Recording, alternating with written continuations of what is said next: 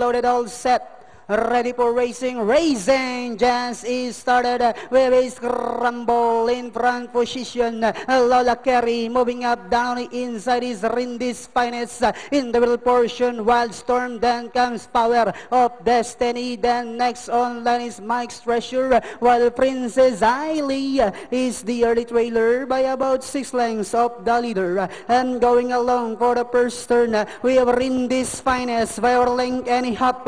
Wildstorm in second, running by the release Power of Destiny. Alongside fourth comes Lola Carey. Princess Ailey comes next, while Mike's Treasure is still running at the tail of the field. Back to the leader, we have Rindis Finest by about 3/4 of a length lead. Wildstorm in second, down on the inside is Power of Destiny. Lola Carey is racing in fourth, moving up now on the outside. Then next on line is Princess Ailey, while Mike's Treasure is still running at the tail of the field.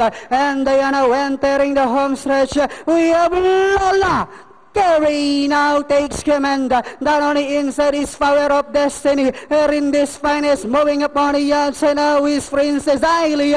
As they swing for home, we have Lola Carey moving up on the outside is Princess Ailey to take the lead. We have Princess Ailey now takes command, followed by Lola Carey, and finally Princess Ailey. The second is Lola Carey, Wildstorm.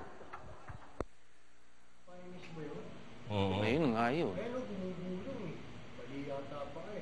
Ay, teka. May insidente tayo na